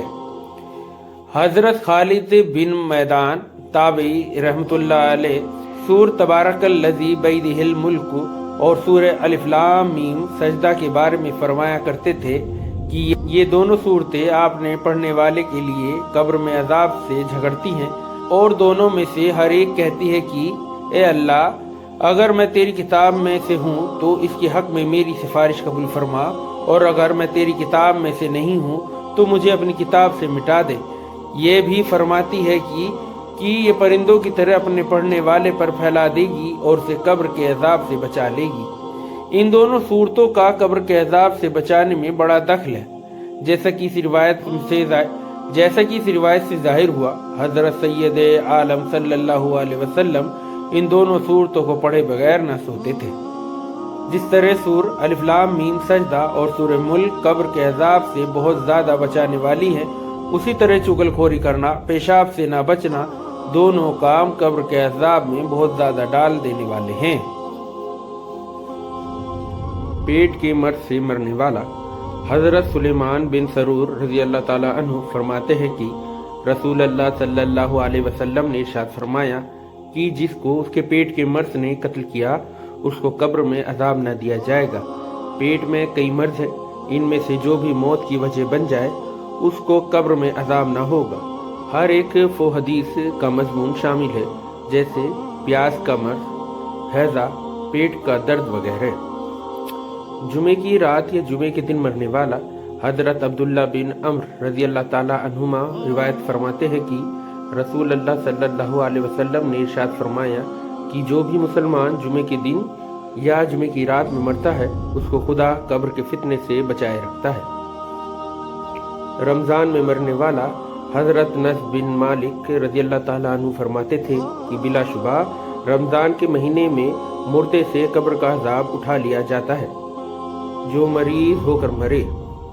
حضرت ابو ہریرہ رضی اللہ تعالیٰ عنہ روایت فرماتے ہیں کہ حضرت صلی اللہ علیہ وسلم نے فرمایا کہ جو مرض کی حالت میں مرا وہ شہید مرا، یا فرمایا وہ قبر کے فتنے سے بچا لیا گیا اور صبح شام اسے جنت کی روزی ملتی رہے گی۔ مجاہد اور شہید۔ حضرت مقدام بن مادی کرم رضی اللہ تعالیٰ عنہ سے روایت ہے کہ حضرت سید عالم صلی اللہ علیہ وسلم نے ارشاد فرمایا کہ اللہ کے پاس شہید کے لیے 6 انعام ہیں۔ پہلا، خون کا پہلا قطرہ گرتے ہی بخش دیا جاتا ہے۔ اور جنت میں جو اس کا ٹھکانہ ہے اسے دکھایا جاتا ہے۔ دوسرا، اور وہ قبر کے عذاب سے بچا لیا جاتا ہے۔ تیسرا، اور وہ بڑی گھبراہٹ سے بچا رہے گا جو سور پھونکے جانے کے وقت لوگوں کو ہوگی۔ اور چوتھا، اس کے سر پر عزت کا تاج رکھا جائے گا جس کا ایک یاقوت دنیا اور جو کچھ دنیا میں ہے اس سے سب سے بہتر ہوگا۔ اور پانچواں، 72 حورین اس کے جوڑ کے لیے دی جائیں گی۔ چھٹا اور 70 رشتہ داروں کے حق میں اس کی سفارش قبول کی جائے گی۔ حضرت سلمان فارسی رضی اللہ تعالیٰ عنہ روایت فرماتے ہیں کہ آپ حضرت صلی اللہ علیہ وسلم نے ارشاد فرمایا کہ اللہ تعالیٰ کے راستے میں اسلامی ملک کی سرحد تک حفاظت ایک رات و دن کرنا 1 مہینے کے نفلی روزی رکھنے اور راتوں رات نماز میں 1 مہینے تک کھڑے رہنے سے بہتر ہے۔ اور یہ حفاظت کرنے والا اگر اسی حالت میں مر گیا تو جو عمل وہ کرتا تھا اس کا ثواب اس کے لیے برابر قیامت تک جاری رکھا جاتا ہے، اور اس کی روزی جاری رہے گی جو شہیدوں کے لیے جاری رہتی ہے، اور قبر میں فتنہ ڈالنے والوں سے امن میں رہے گا۔ حضرت ابو ایوب رضی اللہ تعالیٰ عنہ سے روایت ہے کہ رسول اللہ صلی اللہ علیہ وسلم نے ارشاد فرمایا کہ جو شخص دشمن سے لڑا اور پھر قدم جمائے رہا یہاں تک کہ مقتول ہو گیا یعنی مارا گیا یا غالب ہو گیا تو قبر کے اندر فتنے میں نہ ڈالا جائے گا۔ ایک شخص جس کو زمین نے قبول نہ کیا۔ حضرت انس رضی اللہ تعالیٰ عنہ سے روایت ہے کہ ایک شخص حضرت صلی اللہ علیہ وسلم کا کاتب تھا یعنی لکھنے والا، وہ اسلام سے پھر گیا، مشرکوں سے جا ملا تو حضور اقدس صلی اللہ علیہ وسلم نے اس کے حق میں بددعا فرمائی کہ اس کو زمین قبول نہ کرے گی۔ اس کے بعد جب وہ مر گیا تو حضرت ابو طلحہ رضی اللہ تعالیٰ عنہ قبر کی طرف تشریف لے گئے تو اسے قبر سے باہر پڑا ہوا پایا۔ یہ دیکھ کر وہاں کے لوگوں سے یہ معلوم فرمایا کہ ماجرا کیا ہے، تو انہوں نے بتایا کہ اس کو ہم نے کئی بار دفن کیا مگر ہر بار اس کو زمین نے باہر پھینک دیا، اس لیے ہم نے باہر ہی چھوڑ دیا۔ کچھ استادوں نے، اس کتاب کے لکھنے والوں نے یہ واقعہ سنا کہ ایک عالم کی قبر کسی ضرورت سے کھودی گئی جو مدینہ منورہ میں تھی، تو اس میں سے ایک لڑکی کی لاش نکلی۔ دیکھنے والوں میں سے کچھ لوگ اس لڑکی کو پہچانتے تھے اور ان کو معلوم تھا کہ فلاں عیسائی کی لڑکی ہے۔ چنانچہ انہوں نے وہاں پہنچ کر اس کے ماں باپ سے اس کا حال پوچھا اور قبر معلوم کی، تو انہوں نے قبر بھی بتائی اور یہ بھی فرمایا کہ دل سے مسلمان تھی اور مدینہ منورہ میں مرنے کی خواہش رکھتی تھی۔ پھر اس کی قبر کھدوا کر دیکھی گئی تو اس میں اس عالم کی لاش نکلی جس کی قبر میں وہ لڑکی مدینہ منورہ میں دیکھی گئی تھی۔ پھر اس عالم کی بیوی سے اس کا عمل معلوم کیا تو اسے بتایا کہ وہ بڑے نیک آدمی تھے۔ یہ بات ضرور تھی کہ وہ یوں کہا کرتے تھے کہ عیسائی مذہب میں یہ بات بڑی آسانی کی ہے کہ ان کے یہاں جنابت کا غسل ضروری نہیں ہے، اسی وجہ سے وہ اس لڑکی کی قبر میں پہنچ گئے۔ برزخ میں صبح شام جنت یا دوزخ کا پیش ہونا۔ حضرت عبداللہ بن عمر رضی اللہ تعالیٰ عنہما روایت کرتے ہیں کہ حضرت سید عالم صلی اللہ علیہ وسلم نے ارشاد فرمایا کہ بلا شبہ جب تم میں سے کوئی مر جاتا ہے تو صبح شام اس کا ٹھکانہ جنت یا دوزخ اس کے سامنے پیش کیا جاتا ہے۔ اگر وہ جنتی ہے تو صبح شام اس کے سامنے جنت پیش کی جاتی ہے، اور اگر وہ دوزخی ہے تو صبح شام اس کے سامنے دوزخ پیش کی جاتی ہے، اور اس کا ٹھکانہ دکھا کر اس سے کہا جاتا ہے کہ یہ تیرا ٹھکانہ ہے۔ پھر فرمایا کہ قیامت کے دن تک جب کہ خدا اسے قبر سے اٹھائے گا ہر صبح شام ایسا ہی ہوتا رہے گا۔ حضرت صلی اللہ علیہ وسلم پر امت کے اعمال پیش کیے جاتے ہیں۔ حضرت عبداللہ بن مسعود رضی اللہ تعالیٰ عنہ روایت کرتے ہیں کہ حضرت صلی اللہ تعالیٰ علیہ وسلم نے ارشاد فرمایا کہ میری زندگی تمہارے لیے بہتر ہے اور میری وفات تمہارے لیے بہتر ہے۔ تمہارے اعمال مجھ پر پیش ہوں گے، پس جو بھلائی تمہارے طرف سے پیش کی جائے گی جسے میں دیکھوں گا تو اس پر اللہ کی تعریف کروں گا، اور جو کوئی برائی دیکھوں گا جو تمہاری طرف سے پیش کی جائے گی تو تمہارے لیے اللہ تعالیٰ سے مغفرت کی دعا کروں گا۔ روضہ مطہرہ کے پاس درود و سلام پڑھا جائے تو حضرت صلی اللہ علیہ وسلم خود سنتے ہیں، اور جو کوئی دور سے درود و سلام بھیجے اس کو فرشتے پہنچاتے ہیں۔ حضرت ابو ہریرہ رضی اللہ تعالیٰ عنہ سے روایت ہے کہ حضرت سید عالم صلی اللہ تعالیٰ علیہ وسلم نے فرمایا کہ جو کوئی مجھ پر میری قبر کے پاس درود پڑھے میں اس کو سنوں گا، اور جو کوئی مجھ پر دور سے درود بھیجے وہ درود مجھے پہنچا دیا جاتا ہے۔ حضرت عبداللہ بن مسعود رضی اللہ تعالیٰ عنہ سے روایت ہے کہ آپ حضرت سید عالم صلی اللہ علیہ وسلم نے فرمایا کہ بلا شبہ اللہ کے بہت سے فرشتے ہیں جو زمین میں گشت لگاتے پھرتے ہیں اور میری امت کا سلام میرے پاس پہنچاتے ہیں۔ دنیا میں قاعدہ ہے کہ موجود لوگ آپس میں ایک دوسرے کو سلام کرتے ہیں اور جو دور ہوتے ہیں ان کو ڈاک یا آدمی کے ذریعے سلام بھیجتے ہیں۔ اللہ تعالیٰ نے اپنے کامل رحمت سے یہ سلسلہ جاری رکھا ہے کہ جو مسلمان اپنے نبی صلی اللہ علیہ وسلم پر دور سے سلام بھیجے تو اس کو فرشتوں کے ذریعے پہنچا دیتے ہیں۔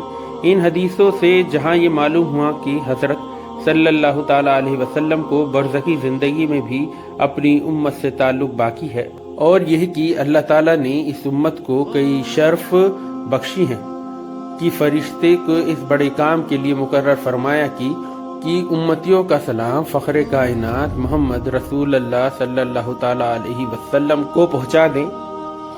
وہاں یہ بھی معلوم ہوا کہ وہ حضرات انبیاء اکرام زندہ ہیں، لیکن خدا کی پناہ ہر جگہ نہ ظاہر ہیں، نہ سب کچھ دیکھ رہے ہیں اور نہ دور کی بات سنتے ہیں۔ جب نبیوں علیہ السلام کے بارے میں یہ ثابت ہے کہ ہر جگہ نہ ظاہر ہے، نہ دیکھ سکتے ہیں اور نہ ہر آواز سنتے ہیں، تو ان اولیاء اللہ کے بارے میں ایسا خیال کرنا تو بالکل ہی غلط اور بے بنیاد ہے، تو بالکل ہی غلط اور بدعت ہوگا، جو اللہ کے چنے ہوئے بزرگ پیغمبروں کے صحابیوں سے بھی کم درجے کے ہیں۔ نبیوں کی برزخی زندگی۔ حضرات انبیاء اکرام علیہ السلام اس دنیا سے تشریف لے جانے کے بعد بھی زندہ ہیں، مانا کہ شہیدوں کے بارے میں قرآن شریف میں آیا ہے کہ ان کو مردہ مت کہو، لیکن نبیوں کے بارے میں بھی حدیث کی بہت سی روایتوں سے ثابت ہے کہ اس دنیا سے چلے جانے کے بعد زندہ ہی ہیں۔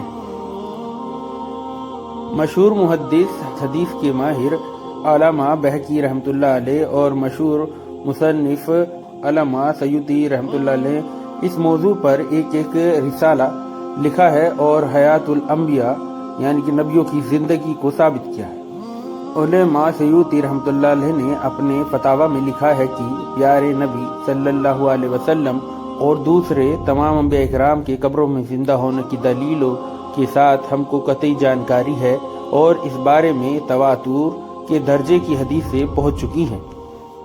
تمام قرطبی نے اپنی کتاب تذکرہ میں فرمایا ہے کہ حضرات انبیاء اکرام کی موت کا حاصل اتنا سمجھو کہ وہ ہماری نظروں سے چھپا دیے گئے ہیں، اور ان کا حال ہماری نسبت ایسا ہے جیسے فرشتوں کا حال ہے کہ ہم فرشتوں کو دیکھ نہیں سکتے ہیں۔ محدث بہقی رحمۃ اللہ علیہ نے فرمایا کہ حضرات انبیاء اکرام کی روح قبض کرنے کے بعد پھر واپس کر دی گئیں، اس لیے وہ اپنے رب کے حضور میں زندہ ہیں جیسا کہ شہید ہیں۔ حضور حضرت انس رضی اللہ تعالی عنہ روایت فرماتے ہیں کہ حضرت سید عالم صلی اللہ علیہ وسلم نے فرمایا کہ انبیاء زندہ ہیں، اپنی قبروں میں نماز پڑھتے ہیں۔ یہ نماز تکلیف شرع کی وجہ سے نہیں بلکہ لذت حاصل کرنے کے لیے ہے۔ حضرت ابو درداء رضی اللہ تعالیٰ عنہ سے روایت ہے کہ آپ حضرت سید عالم صلی اللہ علیہ وسلم نے فرمایا کہ جمعے کے دن مجھ پر درود زیادہ سے زیادہ بھیجا کرو۔ یہ دن مشہود ہے جس کے معنی یہ ہے کہ اس میں فرشتوں کا آنا زیادہ سے زیادہ ہوتا ہے۔ پھر فرمایا کہ بے شک تم میں سے جو بھی آدمی مجھ پر درود بھیجتا ہے اس کا درود میرے سامنے پیش ہوتا رہتا ہے جب تک کہ وہ اس میں لگا ہوا ہو۔ سوال کیا گیا کہ یا رسول اللہ وفات کے بعد کیا ہوگا؟ ارشاد ہوا کہ وفات کے بعد مجھ پر درود پیش کیا جاتا رہے گا، کیونکہ اس عالم میں جا کر بھی اللہ کے رسول صلی اللہ علیہ وسلم زندہ رہتے ہیں، اور یہ زندگی روحانی نہیں ہوتی بلکہ جسمانی ہوتی ہے، کیونکہ بے شک اللہ نے زمین پر یہ حرام فرما دیا کہ نبیوں کے جسموں کو کھایا جائے، اس لیے اللہ کا نبی زندہ رہتا ہے اور اس کو روزی بھی دی جاتی ہے۔ اس مبارک حدیث سے معلوم ہوا کہ حضرات انبیاء اکرام علیہ السلام اس دنیا سے انتقال فرما کر جسمانی زندگی کے ساتھ زندہ ہیں اور روزی بھی پاتے ہیں۔ یہ روزی اسی دنیا کے مطابق ہے۔ شہیدوں کے بارے میں بھی روزی کا ملنا آیا ہے، لیکن حضرات انبیاء اکرام علیہ السلام کی زندگی اور ان کو روزی دیا جانا شہیدوں کے مقابلے میں کامل ہے۔ حضرت شاہ عبدالحق صاحب मुहद्दिस दहलवी रहमतुल्लाह अलैह ने अशदुल्लमात शरह मिशकात में लिखा है, नबियों की ज़िंदगी का ऐसा मामला है जिस पर सबका इत्तफाक है, किसी को इसमें इख्तिलाफ नहीं, और ये हयात जिस्मानी है, जैसा कि दुनिया में भी उनकी ज़िंदगी रूहानी व मानवी ना समझी जाए। हज़रत इब्न अब्बास रज़ी अल्लाह ताला अन्हु रिवायत फरमाते हैं कि एक बार हम रसूल अल्लाह सल्लल्लाहु अलैहि वसल्लम के साथ मक्के और मदीने के बीच सफ़र कर रहे थे। आपने एक वादी के बारे में पूछा, कौन सी वादी है? मौजूद लोगों ने जवाब दिया कि यह वादी है रिज़्क, यानी रोज़ी की घाटी है। आपने इरशाद फरमाया कि गोया मैं देख रहा हूँ मूसा अलैहिस्सलाम की तरफ। यह फरमाकर उनके रंग और बालों के हालात कुछ बयान फरमाए और फरमाया कि वह इस हाल में नज़र आ रहे हैं कि अपनी दोनों उंगलियां दोनों कानों में दिए हुए हैं और अपने रब के नाम का तलबिया लब्बैक व सदैक कहना है। अपने रब का नाम का तलबिया ज़ोर ज़ोर से पढ़ते हुए इस वादी से गुजर रहे हैं। हज़रत इब्न अब्बास रज़ी अल्लाह ताला अन्हुमा फरमाते हैं कि इसके बाद हम और आगे चले, यहाँ तक कि एक वादी आई। उसके बारे में फ़ख्र दो आलम सल्लल्लाहु अलैहि वसल्लम ने सवाल फरमाया कि यह कौन सी वादी है? हाजिर लोगों ने जवाब दिया, यह वादी हर्षा है या बजाय हर्षा के लुफ्ज़ कहा।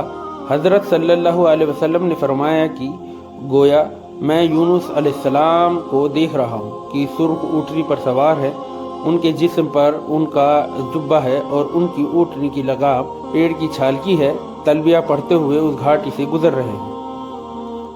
इस मुबारक हदीस से साबित हुआ कि हज़रत सल्लल्लाहु अलैहि वसल्लम ने हज़रत मूसा और हज़रत यूनुस अलैहिस्सलातु वस्सलाम को बेदारी की हालत में तलबिया पढ़ते हुए देखा। मालूम हुआ कि हज़रात अंबिया इकराम की बरज़खी ज़िंदगी इतनी कामिल और इतनी बुलंद है कि इस दुनिया में तशरीफ़ ला सकते हैं और हज की ज़रूरी रस्में अदा कर सकते हैं और उनका देखा जाना भी मुमकिन है। कुछ बुज़ुर्गों से जो ये नकल किया गया है कि उन्होंने हज़रत सल्लल्लाहु अलैहि वसल्लम को बेदारी में देखा, तो ये झुटलाने की चीज़ नहीं है। अगर कोई तस्दीक ना करे तो झुटलाना भी मुनासिब नहीं है। मेराज शरीफ का वाक़या जो हदीस की किताबों में आया है, उसमें ये भी है कि सैयद आलम सल्लल्लाहु अलैहि वसल्लम ने फरमाया कि मैंने मूसा और ईसा और इब्राहिम अलैहिस्सलातु वस्सलाम को खड़े हुए नमाज पढ़ते देखा। इतने में नमाज का वक्त आ गया तो मैं उनका इमाम बना। उस वक्त हज़रत सल्लल्लाहु अलैहि वसल्लम अपनी दुनियावी ज़िंदगी ही में थे और जिन नबियों को आपने नमाज पढ़ाई वे बरज़खी ज़िंदगी में थे। हज़रत ईसा अलैहिस्सलातु वस्सलाम वो इस दुनिया में नहीं हैं, मगर बरज़खी ज़िंदगी में भी नहीं हैं, बल्कि उनकी यही दुनिया में ज़िंदगी उस वक्त तक जारी मानी जाएगी जब तक कि दोबारा तशरीफ़ लाकर वफ़ात ना पा जाएं। उहद के हुए शहीदों के जिस्म सालों के बाद भी सही सलामत पाए गए। मुअत्ता इमाम मालिक रहमतुल्लाह अलैह में है कि अम्र बिन जमू रज़ी अल्लाह ताला अन्हु और अब्दुल्ला बिन अम्र रज़ी अल्लाह ताला अन्हु की कब्र को पानी के बहाव ने खोद दिया था। ये दोनों अंसारी थे और उहद की लड़ाई में शहीद हुए थे और एक ही कब्र में दोनों को दफन कर दिया गया था। जब पानी ने कब्र खोद डाली तो दूसरी जगह दफन करने के लिए उनकी कब्र खोदी गई तो इस हालत में पाए गए कि उनके जिस्मों में ज़रा भी फ़र्क न आया था और ऐसा लगता था जैसे कल ही वफ़ात पाई हो। ये वाक़या उस वक्त का है जबकि उहद की लड़ाई को 56 साल गुजर चुके थे। हज़रत मुआविया रज़ियल्लाहु ताला अन्हु ने अपने अमीर होने के ज़माने में मदीना तैयबा में नहर निकालने का इरादा फरमाया तो उसकी गुज़रगाह में उहद का कब्रिस्तान पड़ गया। हज़रत मुआविया रज़ियल्लाहु ताला अन्हु ने ऐलान फरमाया कि अपने अपने रिश्तेदारों की लाशें यहाँ से उठाकर दूसरी जगह कर लें। जब इस मकसद से लाशें निकाली गईं तो बिल्कुल अपनी असली हालत पर तर व ताज़ा मालूम होती थी। उसी वक्त ये वाक़या भी पेश आया कि खुदाई करते हुए हज़रत हमज़ा रज़ियल्लाहु ताला अन्हु के मुबारक कदम में कुदाल लग गया तो उसी वक्त खून जारी हो गया। ये वाक़या उहद की लड़ाई से 50 साल बाद का है। उहद के शहीदों के अलावा और भी उम्मत के दूसरे बुजुर्गों के बारे में सियर व तारीख की किताबों में ये साबित है कि दफन करने के बाद जब सालों के बाद देखे गए तो ان کے جسموں میں کوئی تبدیلی نہ ہوئی تھی۔ حضرات انبیاء اکرام علیہ الصلوۃ والسلام کے بارے میں تو حدیث شریف میں قطعی فیصلہ ہے کہ ان کے جسموں کو زمین گلا نہیں سکتی، لیکن کسی غیر نبی کو بھی اللہ تعالیٰ یہ شرف بخشے تو اس کی رحمت اور قدرت کچھ ناممکن نہیں ہے۔ اللہ ہمیں ہمارے اعمال سدھارنے کی ہدایت دے اور ہم سب کی مغفرت فرمائے، آمین۔ اور ہمیشہ یاد رکھے کہ اللہ ہم سب کو دیکھ رہا ہے۔ آپ کو ہماری ویڈیو کیسی لگی ہمیں کمنٹس میں ضرور بتائیں، اور ہماری آنے والی ویڈیوز کو دیکھنے کے لیے بیل آئیکن کے بٹن کو پریس کریں، چینل کو لائک کریں، سبسکرائب کریں اور اپنی دعاؤں میں ہمیں یاد رکھیں۔ اللہ حافظ۔